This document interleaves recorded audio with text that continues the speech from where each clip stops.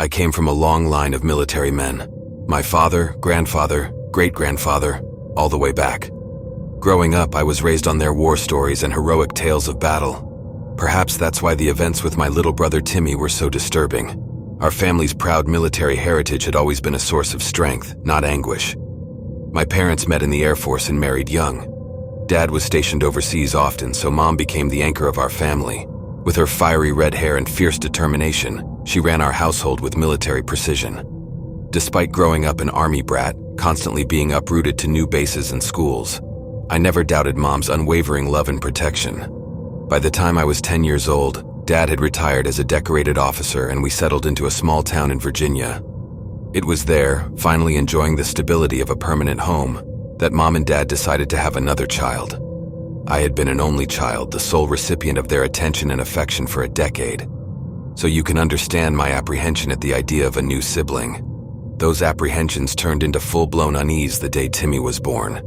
As I held him in my arms and gazed into his newborn eyes, there was a strange, unsettling look behind them, one of recognition and awareness that extended far beyond his few hours of life. In the following weeks, my parents gushed over his remarkable alertness and seeming understanding of the world around him.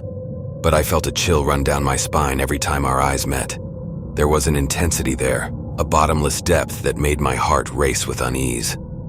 As Timmy grew from an infant into a toddler, the bizarre signs continued.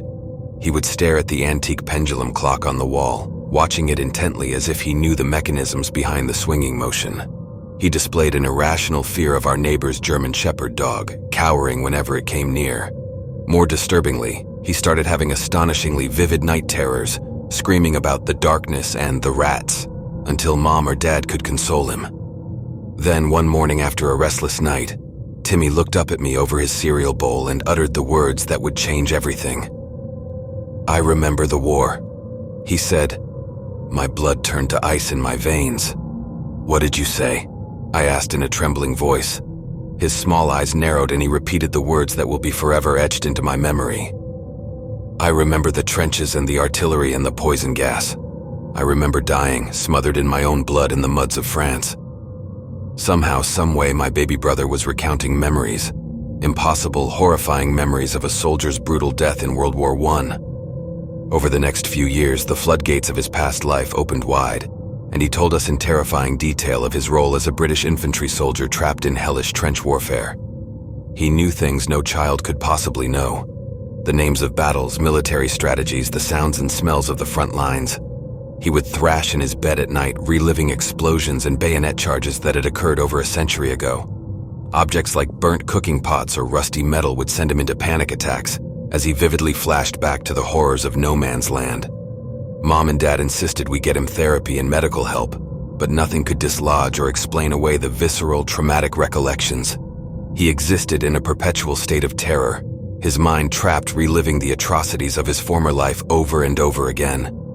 But as Timmy entered his teenage years, something gradually shifted. His night terrors became less frequent. The vivid flashbacks began to fade. He spoke less about the war, the trenches, the rattling coughs from mustard gas. As he grew older, it was as if his subconscious was slowly allowing the fragmented memories of his past life to slip away, making room for new experiences in his current existence. By the time he was an adult, barely any remnants of his former life as a World War I soldier remained.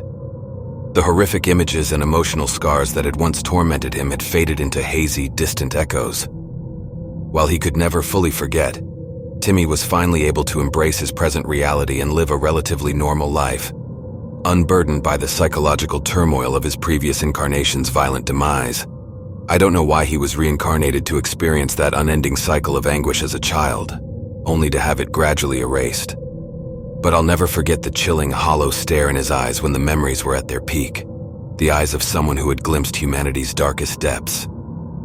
I'm just thankful that over time, that 1,000-yard stare softened, allowing my brother's soul to find peace.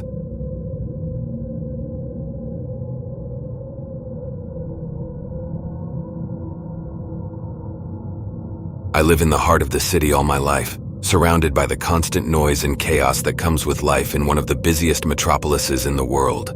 Endless traffic jams, crowds rushing by on the sidewalks, flashing neon lights and towering skyscrapers in every direction. My dad worked his whole life at the auto plant, while my mom was a hairdresser at the local salon. We lived in a modest 2-bedroom house, the kind with peeling green shutters and a dead patch of lawn out front that never seemed to want to grow. Not exactly a grand existence, but it was home back then. I have a high-powered job in finance, overseeing multi-million-dollar accounts in a glass tower on Wall Street. My luxurious apartment overlooking Central Park is the kind of place I never could have imagined growing up. I don't remember much from when I was really little, just flashes and fragments. But one memory has always stuck with me, vivid and unsettling. I was 3 years old, sitting on the scratchy living room carpet playing with trucks and action figures. Dad was in his recliner, watching TV with a can of beer in his hand like usual. Out of nowhere, I looked up at him and said, "Dad, when can we go home? This isn't my real home." The words kind of tumbled out without me really knowing why I said them. Dad just furrowed his brow and gave me a confused look. "What are you talking about, bud? This is our home. You've lived here your whole life."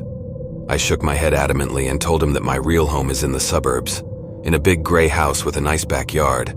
That's where I'm from, and I want to go home back there. Dad set his beer down, leaning forward with a very serious expression, and told me that I were born right here in this house 3 years ago. That this is my only home and I've never lived anywhere else before. But I insisted, becoming increasingly upset. I told him that I need to go back to my real family and that this isn't where I belong. Seeing me get so worked up, Dad pulled me into his lap and hugged me tightly.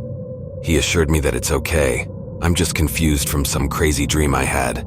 This is my real home. I started to cry then, overcome with an intense longing and sadness for another life that felt every bit as real as this one. Dad just rocked me until I finally cried myself to sleep, exhausted. After that day, I never mentioned my other home again. As I got older, the vivid memories of that suburban house and my supposed previous life faded away completely until I forgot all about it. It wasn't until I was an adult that Dad reminisced about that bizarre day when I was 3, insisting I had lived a past life in the suburbs. I had no recollection of it myself, but his retelling gave me chills. Now as an adult, I can't recall any of the specific details that seemed so real when I was a toddler. Some nights I'll jolt awake, disoriented, with just a vague sense that there was something else out there once. Another home, another family.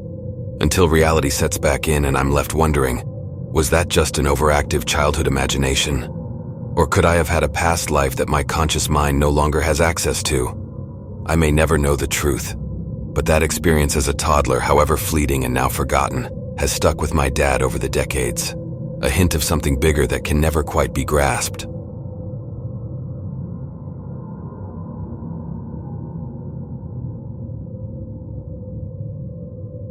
The nightmares began when my daughter was just 4 years old. I'm her father, a rational man, born and raised in the city, with no patience for supernatural tales or past life memories. But what I witnessed with my own eyes and heard with my own ears simply defied any logical explanation. I'll never forget the first night the visions tormented her. I was awoken by blood-curdling screams that chilled me to the bone. I burst into her room to find her sitting upright, eyes bulging in a wild panic, her tiny body drenched in sweat. As I pulled her trembling frame into my arms, she gasped out the words that would forever change how I viewed the boundaries of our world. "I can't breathe. The water. It's filling my lungs." My wife and I were broken that night, cradling our petrified child as she relived an unmistakable sensation, the feeling of drowning to death. When she finally calmed enough to speak, she described with haunting clarity the cold, murky depths closing in, the frantic struggle to reach air, the light fading to black. I tried in vain to rationalize it all away, a vivid nightmare, an exceptionally dramatic imagination. My wife wanted to take her to a therapist, but I scoffed at encouraging such delusional thoughts in our little girl. How I wish I had listened, because that first night was only the beginning of a years-long torment. Night after night, the horrific dreams persisted, shaking our household to its core with her primal screams. We tried everything: nightlights, anxiety medications, intense psychoanalysis, but nothing could shield her from the visions she described as past life memories of death by drowning. One evening, in a rare moment of calm after the storm had passed, my brave little girl revealed the truth I hadn't wanted to face. "Dad, I think I drowned before, a long time ago when I was someone else, and now it's haunting me, trying to show me how it happened." From the mouth of a child too young to even comprehend the gravity of reincarnation, Those words held an ancient power over me. A sickening chill crept through my being, the scientist in me shaken to the core. But as the years progressed, the night terrors became less frequent but never fully disappeared. Then gradually, something changed. My daughter seemed to forget about her claims of a past life. The vivid memories she once recounted in terrifying detail faded until they were no more than a vague, uneasy feeling upon waking from a fitful dream. By her teenage years, those horrific nights were nothing more than a faint, distant memory for both of us. I've never been religious, but I wondered if whatever part of her previous self was trying to communicate had finally found peace and let go. Part of me was relieved that she no longer seemed tormented by those visions, but another part worried that she had merely buried that past life trauma deeper within her subconscious mind, where it could still fester unseen. I didn't know which was worse, the anguish of reliving her own death, or the mystery of not knowing what happened to shake her soul so profoundly. All I could do was be there for my daughter, whether those memories ever resurfaced or not, because no parent should have to watch their child suffer glimpses of a previous life's violent end.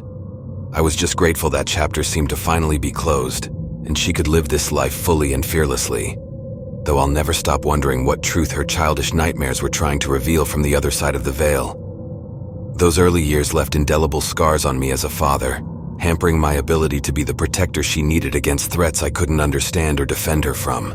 Now, whenever I look at my daughter, I can't help but see her as that traumatized young girl, drowning over and over in the horror of her subconscious mind. Logically, I know she has moved past that anguish, but the echoes of her tortured screams still ring in my ears, ensuring I'll never forget what I witnessed in those darkest of nights. And yet, in an incredible twist of fate, my daughter has grown up to be an avid swimmer, practically a fish in the water. It's as if whatever demon from a former life haunted her has finally been exorcised.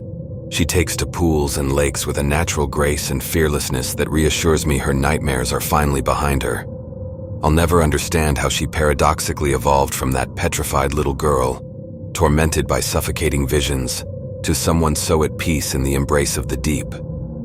Maybe this was her soul's way of conquering its past trauma, of telling those horrific memories, "You no longer control me." My daughter is finally free, and somehow impossibly it's the water that has set her spiritual cord untethered,